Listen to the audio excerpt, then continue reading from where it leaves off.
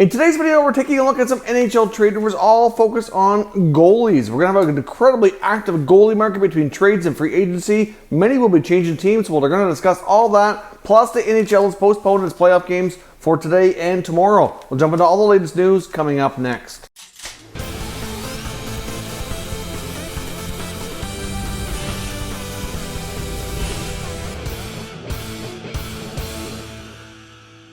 So welcome back to another video here at Top Shelf Hockey. Now, as you can see, we're doing an indoor video today. I did make every attempt possible to do an outdoor video, but the wind is just not cooperating here today. Of course, as you saw in one of our videos yesterday, the wind was also quite strong and was very distracting for the video, and really didn't want to have to deal with that here again today. So we're dealing with an indoor video and trying to give you a little bit of an outdoor scenery here overlooking the golf course here where I live. So hopefully you enjoy that. But let's jump into today's news. We have a lot to cover. Of course, we just got word here that the NHL is postponing its playoff games for this evening, and it looks like it's going to be postponed for tomorrow as well. Of course, tonight we were supposed to have Islanders and Flyers and Canucks versus Vegas. And then, of course, we had other games scheduled for tomorrow. Of course, we had the Hockey Diversity Alliance, led by guys like Evander Kane, Wayne Simmons, and many other prominent players around the league, pursued the NHL to make a postponement here for today's games, which has been done, but it was as a result of the NHL players kind of taking the reins on that. Of course, we saw many other professional leagues do this yesterday. I know the NHL was highly criticized for not taking a stand yesterday in canceling or postponing yesterday's games, but obviously they're a little late here, but still it's a step in the right direction. I know last night before the Tampa-Boston game, there was a moment of reflection, I guess they called it, which really, in my opinion, was too short, somewhat poorly done. I think they could have done a better job with that, but as we've heard many people say about the NHL when it comes to these types of issues, they're quite often late to the party, but at least we're getting some progress. So we will have to go without hockey for a day or two by the looks of things, but hopefully they can use their platform to raise some awareness here. And I guess as fans, it's obviously not a big deal for us to go a short stretch here without hockey. We just went a long stretch and waited for hockey to return. So a day or two really, in the grand scheme of things, isn't too big a deal. So of course, if you do leave any comments on the NHL postponing or how you feel about things, you're welcome to, but just stay mature and respectful, please, to keep everything clean in that regard. Now, of course, jumping into the main content of today's video, so we're looking at a very active NHL goalie market between free agency and trades. I think we're going to have a very, very active time here with a lot of goalies wearing different uniforms next season. Now, first, before we jump into the trade talk, I want to talk about some of the goalies that are going to be free agents and some of the talk around them right now. Starting with Chicago Blackhawks goalie Corey Crawford, who is a pending unrestricted free agent. Of course, he's battled numerous issues, mostly concussions over the last few years, missed a ton of time. But when he has played, like we saw in this year's 2020 playoffs, he was really good. He certainly showed he could still play, but he's getting up there now in his mid-30s with all the health issues. You can't help but wonder if the Hawks or any team that's considering signing him are probably a little bit leery on giving too much term or money because of what they feel could happen again with his health. So in a recent interview here that he conducted talking about his future, Corey Crawford did make it known that he would love to stay in Chicago, and he also indicated that he feels he needs to be in a starting role, that he's too valuable to not play on a consistent basis and to be in the role of a backup. I mean, we had heard comments before indicating that he felt that he wanted to be a starting role and didn't really want to be in a 1A, 1B or in a backup type of situation. So it's not real surprising to hear him say that. There's also indications that he looked like he would be willing to take a shorter term deal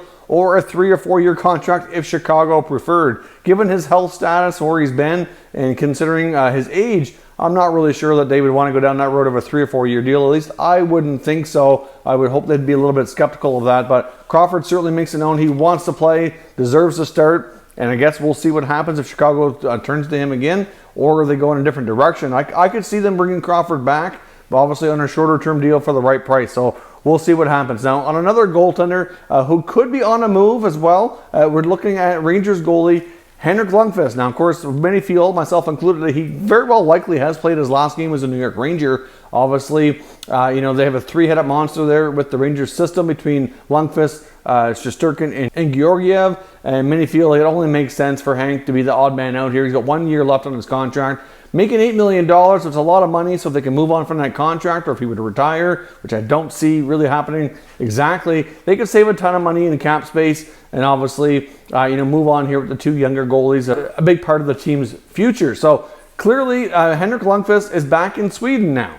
And there's been some reports that there's rumors that he may be working out with Frölunda, and they've been having closed-door practices, and they're one of only 2 teams over there that are doing that, and there's some wonder maybe he could go back to where he started, because that is where he played prior to coming to the NHL. And there is some people thinking that maybe if he's bought out by the Rangers, that he wouldn't necessarily seek another NHL contract, that he would actually maybe play over there for a little while to kind of finish out his career. But, some others think that he still wants to chase that Stanley Cup. And if he can get an NHL contract, that he's certainly open to it. And if he is working out and practicing with Frölunda, that it's really just for a matter of staying in shape, staying sharp, etc., and that he's not actually going to be part of the club. Now, they wouldn't really comment further on it. All they would say is that the closed-door practices are more to do with the pandemic than it is anything else. They're not trying to keep anything from reporters, so it very well makes sense as well. So hard to say what happens, but certainly possible. I guess we could say that if Lundqvist is bought out, that he could return there to play to wrap up his career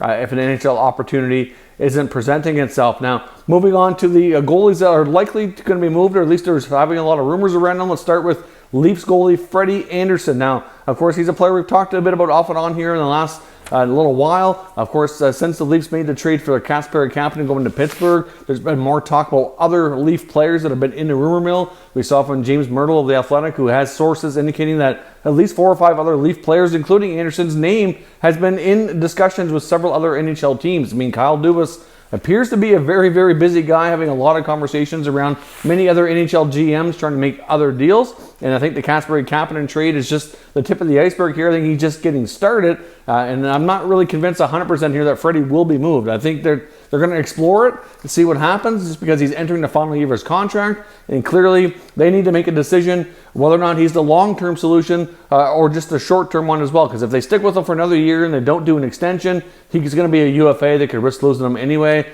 So it's hard to say. But there was comments here from his agent, who is Claude Lemieux, former NHL player, who's indicated that as of right now, he confirms there has been no talks on an extension, and he hasn't been made aware of a trade. It certainly makes sense that they wouldn't necessarily be needing to have those conversations with them either, but as far as he's aware, they're not really, involved in anything too much right now. But Myrtle is saying that his name certainly has been out there and conversations have been had around him. Of course, I think the Leafs will be very cautious here with this kind of deal. Not really sure there's going to be many opportunities for them to really improve on the situation. As much as they, like I said, they might not be wanting to re-sign him.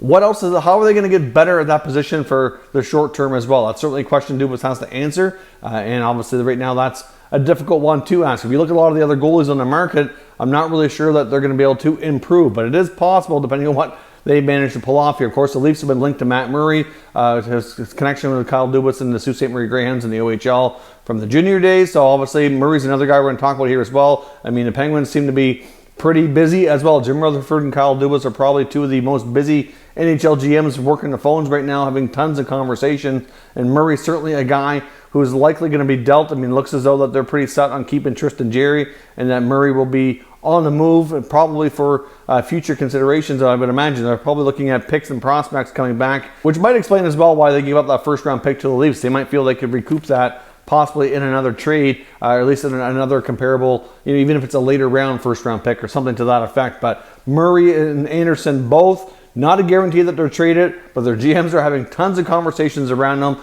And I think Murray, out of the two, is certainly much more likely to go. And in Freddie Andersen's case, like I said, there's lots of chatter around him. I'm not convinced he's going anywhere as yet. But if Dubas finds an opportunity to upgrade, then they're certainly going to take a swing at it and see what happens. Now, of course, looking at some other NHL goaltenders that are likely on the move, let's jump over down to Vegas and Marc-Andre Fleury. Of course, as we know, there's been a lot of controversy there ever since his agent, Alan Walsh, put out that picture on Twitter with the sword going through him. Clearly, they're not happy with how things have gone since Peter DeBoer has taken over as head coach. Fleury is looked upon as the face of the franchise, really, ever since he's arrived in Vegas. And as of right now, things are not looking like he's really going to be the starting goaltender. I mean, at one point early on, they made it sound like when they acquired Leonard that he was going to be more of a 1A, 1B, or more like an insurance policy if Fleury were to get hurt. And really, since Leonard's gotten there, he's played exceptionally well. So he's earned the playing time. There's no doubt about that. But many feel that they've kind of done Fleury here a little bit dirty by, just the way things have been positioned and the way they're, kind of going about it here. So clearly, Fleury should have been given an opportunity to play more, is what most people feel, at least on his side of the equation. I understand from a coach's standpoint, you got to go with what's best for your team. But there's certainly been an opportunity here that maybe Fleury should be able to jump in here. I think after Vegas lost the last game to the Canucks, maybe they come back for Fleury. I guess that'll be a telling tale how they feel about things. But there's quite an opportunity here that Fleury will likely be moved, because if they're going to run with Leonard, they're going to, you know, that's a great sign. They're going to want to sign him, and they can't sign him and keep Fleury in the fold as well. So it certainly makes things complicated for sure. But Marc-Andre Fleury, another longtime goalie with a great resume, could very well find himself on the move this offseason. And of course, when it comes to goaltenders on the move, we can't forget about St. Louis Blues goalie Jake Allen. It only makes sense to me that they move him this summer, and it's not because he played poorly. I mean, he's had his share of inconsistencies, but this past year was really good for him in the regular season and the time he got to be in the net during the playoffs as well. And considering they need to shed salary in the worst way to try to keep some other pieces, it only makes sense to sell while his value is high. And right now, his value would be higher than it has been in quite some time. He's only got a year left on his contract. It still looks as though they're willing to run here with Binnington as the main goalie. I mean, he is younger, got to help get him a Stanley Cup. So I understand that. And obviously, in Jake's case, they're making him like $4.3 million for one more season. He could go to another team. There's plenty going to be out there looking to make changes. If he can get himself into more of a 1A, 1B situation, I think he could find himself resurrecting his career, getting a contract extension, and kind of finding a new home to kind of ride out the remainder part, or at least the tail end of his NHL career. So St. Louis clearly are pushing to keep Pietrangelo. More reports today indicating that many NHL reporters feel that they're going to get something worked out to keep their captain in place. So that this means it's obvious here that somebody has to go, and it likely could be multiple players, not just Allen, but we're looking at guys like Tyler Bozak, Alex Steen, maybe even a player as important as Jaden Schwartz, because Schwartz is going to need to be re-signed in the near future, and obviously, you know, he's a player that they might not be able to afford. But one curveball in all this, as I mentioned in yesterday's video, is a Vladimir Tarasenko injury. Obviously, the fact that Tarasenko is going to be out for about 5 to 6 months and having another surgery, they're going to be able to put that contract on a long-term injury reserve when the season starts up again. And that's going to give them some much-needed cap flexibility, so they might be able to keep more pieces in the fold here while the season starts. And not that they can do it long-term, but it just helps them to kind of delay a little bit to make sure they make the right moves and move the right players and get the right deals in place, so they don't have to rush and try to sign Pietrangelo and clear out a ton of salary. If they put Tarasenko on long-term injury reserve, well, depending on what Tarasenko is making, they could maybe make one minor move or something and be somewhat cap compliant in the short term and kind of stay that way. So certainly St. Louis are going to be another busy team trying to get back to contending for a Stanley Cup again, and that Tarasenko injury is going to make things potentially easier, at least on a short-term basis. So we'll see what happens there, but Jake Allen's another goalie likely finding himself a new home this offseason. Now, lastly here, I want to take a look at Columbus Blue Jackets goalie Jonas Korpisalo. Now, he's a name that many of you might be thinking, why is he in the rumor mill? Obviously, Korpisalo played a lot for Columbus during his playoff run, and he did really well. He set a record for most saves in that really long playoff game between Columbus and Tampa. So clearly, he had himself a heck of a playoff, and that means his value was high as well. Now, keep in mind, Columbus signed both Korpisalo and Merzlikins to new deals last offseason, and they gave Elvis much more money. So that told me then that they likely were committing to him more than Korpisalo. I was a little surprised that Korpisalo got more of the playing time in the playoffs, but, you know, sometimes you have to kind of go with a little bit more experience. At the same time, teams sometimes can kind of showcase players, give them an opportunity, and you know what, if it works out that they get some short-term success, but at the same time get to showcase that player, maybe it helps them, you know, increase their trade value. So it certainly could work out in that regard. Now, Columbus also has a few other goalie prospects in the system who look, you know, promising as well. So when you put that all in the mix, it makes sense, especially if you consider the fact that Columbus proved in this playoff that they're a better team than many give them credit for at the beginning of the year. But they certainly really need some scoring. They have a really good blue line, one of the top pairs in the league with Werenski and Jones. They have some other complementary defensemen in their second and third pair that are pretty good as well. But they really need some more scoring up front.